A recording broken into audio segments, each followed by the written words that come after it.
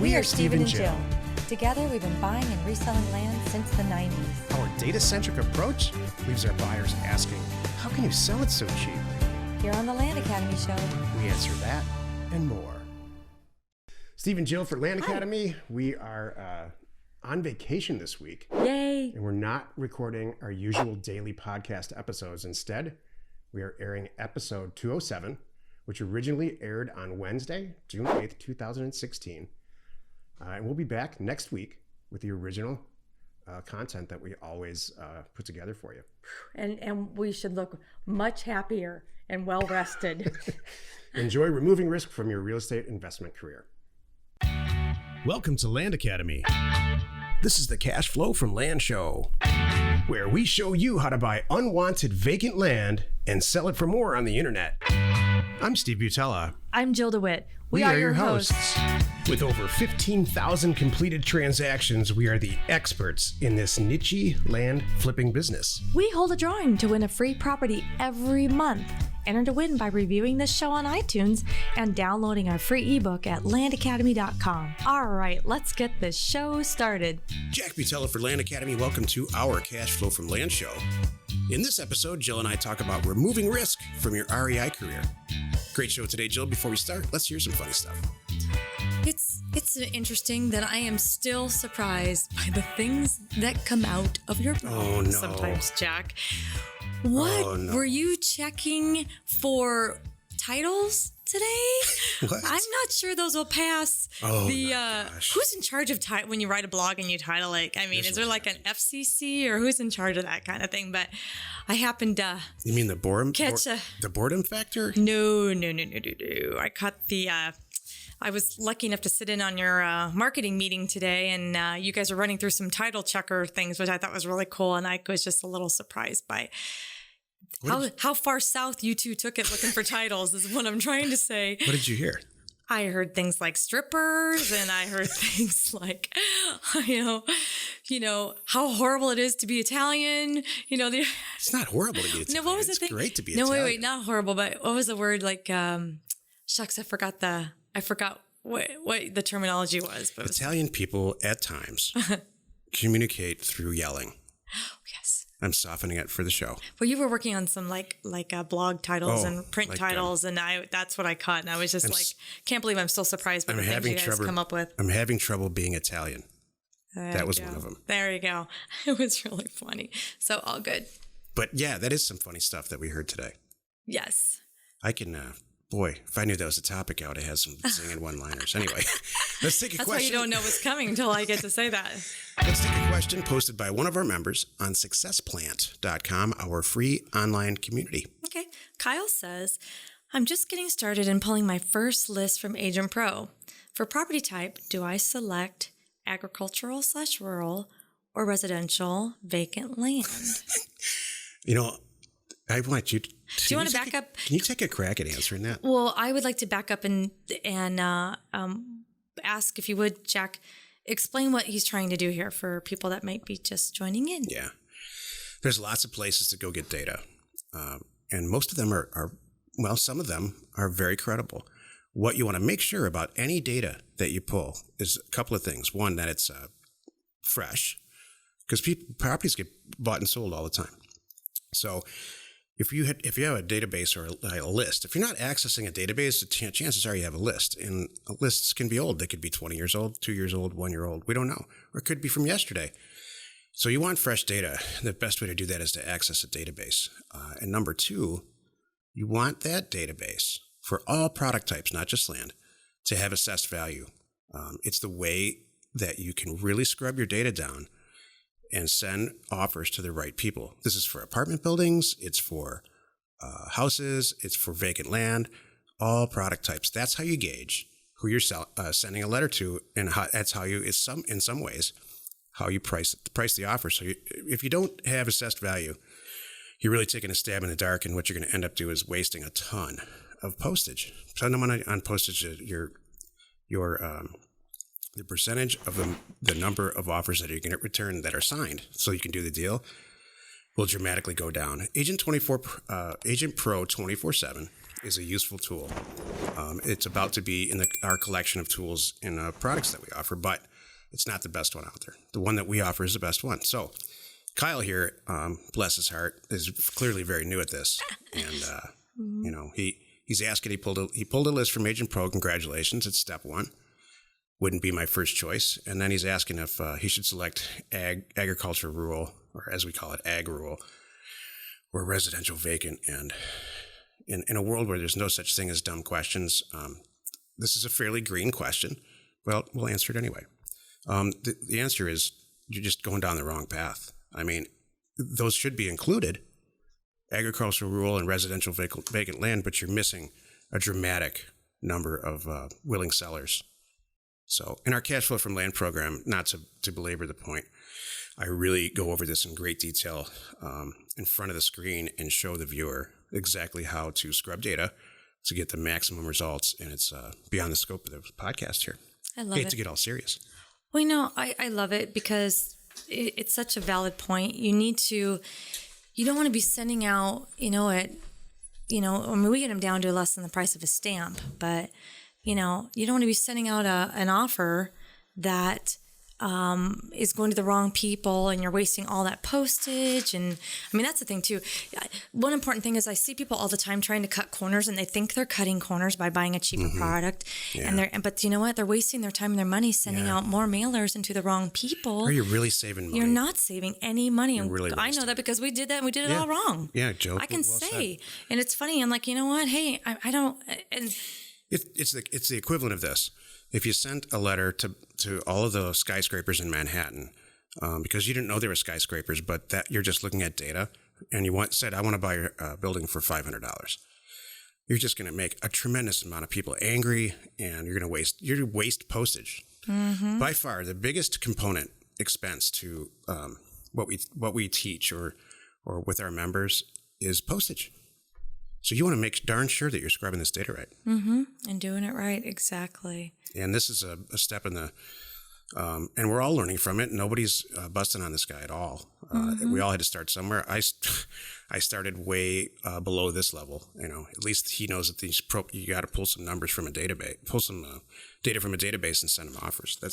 Took me like 8 years to figure. You didn't even have this option back then. No, he didn't. So that was the whole thing too. I mean, the way it is now, and you and I talk about this just in general. Let's not try to reinvent the wheel here. If you're going to write a book or something, learn from somebody who's written a book. Yeah. Let's not published and self-published. Exactly. And because it's near and dear to me right now. I'm not going to try to reinvent it and do it and save $1. Who cares? If I'm going to do it, I'm going to do it right. I'm going to go to the experts and copy them. Well said. Next. So there you go. Thanks. I'll get off my box now. We're both standing on the box next to each other for a minute. That's right. Hey, strangely enough, Kyle's question leads us to the actual meat of the show. If you have any questions or you want to be on the show, call 800-725-8816. Today's topic, removing risk from your REI career, your real estate investment career. This is the meat of the show. Jill, can you think of 2 or 3 ways to immediately remove a tremendous amount of risk from your REI career? Oh my goodness. And cut to the chase. Yes. Go ahead.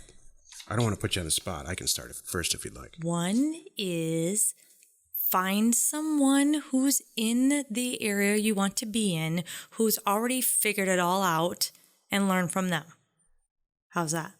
Awesome. Thank you. Here's my number one rule when you're starting out to remove risk. Find a buyer before you find a deal. This is what Jill and I do every single month. We have a buyer for houses. We wholesale houses. And he says some version of this sentence. Boy, if I had 15 houses in XYZ zip code for this price, I would knock it out of the park. We've all heard people say that. People who own dealerships, car dealerships, say the same thing. Boy, if I had 42 4Runners, I'd sell them all this weekend. So that's what we do. Mm-hmm. We make that happen for that person, and they are the buyer. So we go to that zip code. We send out a ton of letters to everybody, scrub the data down. Not every single person, scrub the data down so it makes sense. And we do it all on behalf of 1 or 2 or 3 buyers. So now there's no sales to anything. You take maybe 50 or 70% of the work out of the whole thing. Mm-hmm. Never hits the MLS. The people sign it. And we actually send this buyer out to preview the transaction. Jill and I never see the houses that we buy. Mm-mm.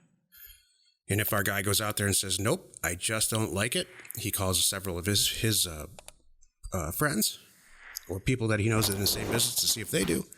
And we still make the same amount of money. So on the previous shows, we've talked about having an acquisition criteria. That's it. And if the deal doesn't happen, we walk away. Mm-hmm. Move on to the next one. Well, I love it too. And we know ahead of time what they're willing to spend.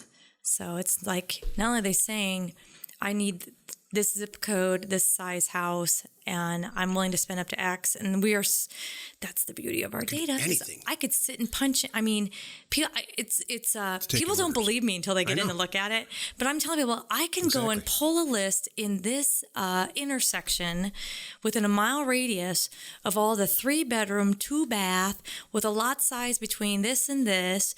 And what else do you want to know? You want to know how long they've been there? Do you want to know if there's any mortgage on it? Do you want to know square footage? Do you want to know? It's the best data in the world. It is. You want to know lien information? You want to know when it's sold? I mean, I can get that detailed on it. And then I can say, like you said, which I love, assessed no higher than X. So I know I'm hitting the ones that are, in my price range that somebody's going to say yes. And I can send out strategic letters and I'm not wasting my time or my money. It's all data driven. And not driving around. And if you're pulling from substandard data, it's all over the internet. Go out and check the groups in Facebook and check Success Plan. There are people that have successful stories of pulling data from other sources, and they say, "Oh, what are you guys talking about?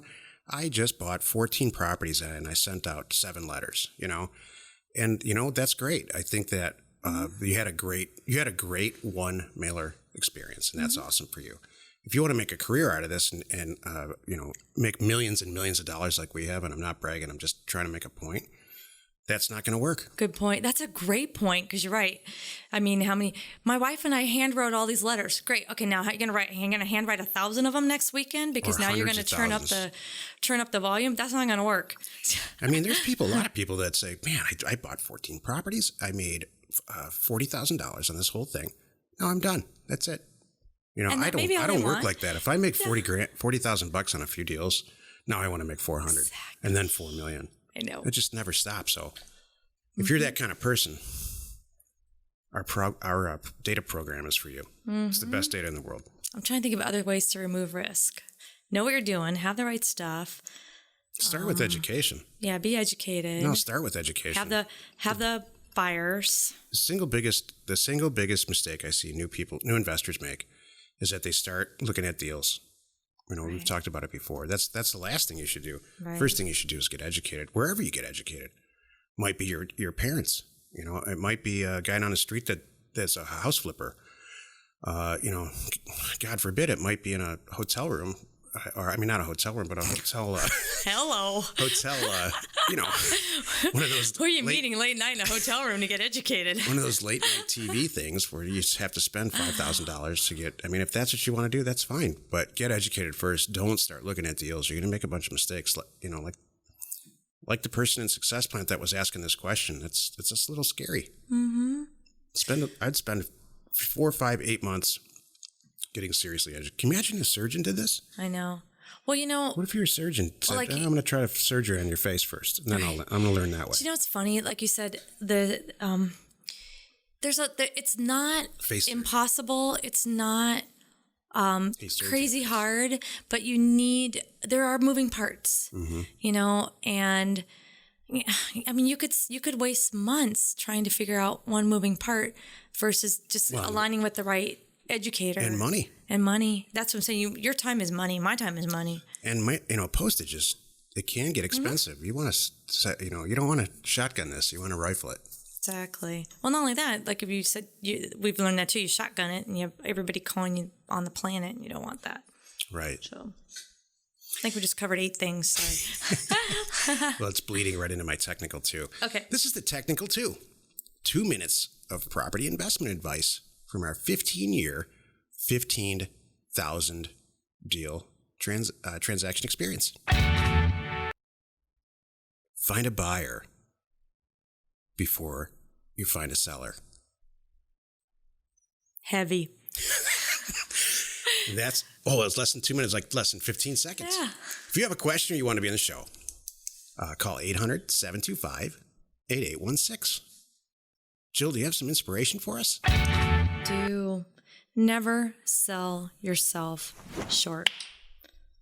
That is a good reminder for everyone. I don't care who you are, even at our level, because we were both reminded that today by our marketing person. And I thought that's just something great to share with everyone. You know, don't think you're not, even if maybe you don't have the funds to be at whatever level that you are, it's okay. Yeah, I mean, don't sell yourself short. Go for it. You know, I mean, if you want to be, I don't know, flipping apartment buildings, something like that, just because you don't have the money in your bank account right now doesn't mean you can't do this and figure it out and find the buyer, like Jack said, and then, you know, go find the property and make it happen. I mean, go ahead. Jill, listen, I love it. Sometimes these inspirational things can be silly and sometimes they're super awesome. This one, in my opinion, happens to be super awesome. Thank you. The biggest deterrent from people pursuing all the stuff that they want to pursue is money. And I'm here to tell you, if you're waiting for money to do something like this, you're going to wait forever. There's way more money out there than talent. And if you develop a skill like we have and like we teach our members have, to finding grossly undervalued real estate of any type, there will be people with money standing in line once they find out you have that talent. So develop the talent to find undervalued property. Use the methods that we do with mailing and stuff. Mm-hmm. And knock yourself out. You're going to kill it. Exactly. Everybody has to get over that first deal, everybody. Mm-hmm. So, yeah, I mean, shoot for the moon. Exactly. Right now, this very minute, there are X number of people who own apartment buildings, and a certain percentage of them have had it. Maybe a tenant made them nuts. Maybe they're going through 3 evictions on a 13-unit building somewhere. Maybe they passed away today, and their kids don't want anything to do with the apartment building business, and they would just want to cash out of it. If they were all standing there with your offer in their hands, your offer that's half of what the thing's worth, several of them are going to sign it and send it back or call you and do the deal. That's just the fact of it. It is. You don't need any money. If you have an offer for a property that's worth half, how hard do you think it's going to? Even I go on Craigslist and find. You'll find it. Hey, if you own 2 phone calls. If you own an apartment building, this is how I would write the ad. If you own an apartment building, I got a deal and I can't close it because I don't have the money. But it's a smoking deal. The property's worth twice what I have negotiated. Please give me a call, and I'd love to turn the deal over to you for $10,000. Mm-hmm. Your phone will light on fire. Mm-hmm. All over the country. Yeah, so totally. Don't let money stop you. Well said, Joe. Mm-hmm. Thank you. I twisted that all around. What was the advice? It was never sell yourself short. Shoot for the moon. You know, it's so funny. I usually title things. You usually title things like in a. Don't do this, and I always say yes. Do this. Like I make the positive spin. This time I did the negative, and you did the positive. It's kind of funny today. That's weird. I'm glass half empty, and your glass full. I guess today. How can that be? I don't know. That's really, really weird. Wasn't like that all You're week, rubbing off on me. Maybe that's it.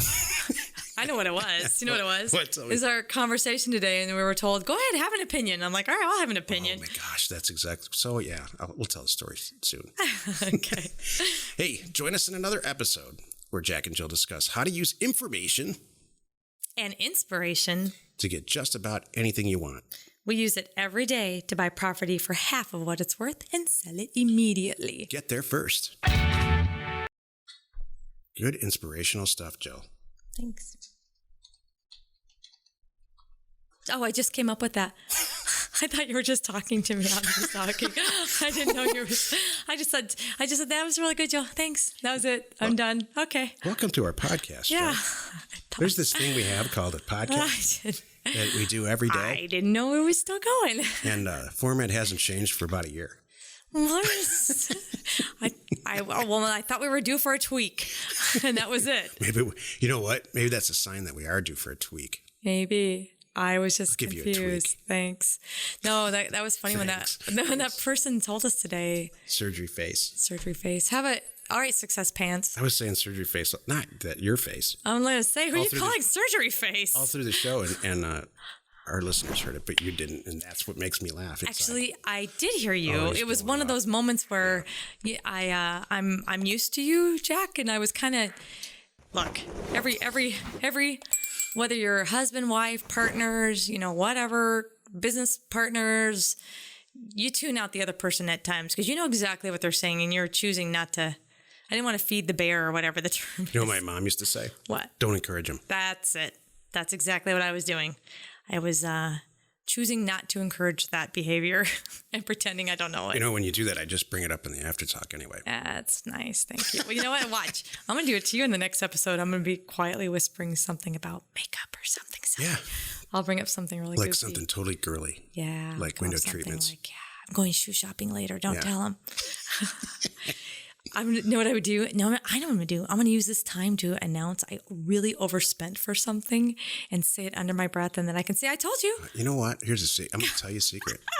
When you go shopping and overspend, my life is awesome. I don't care about the money at all. I know. I grumble about it a little bit, probably out of habit from what my parents used to do, but I could care less about overspending. I don't care. It just makes you happy for like 3 days. Thanks. That's what I care about. Thanks. Jack and Jill, information and inspiration. Let's go buy some property.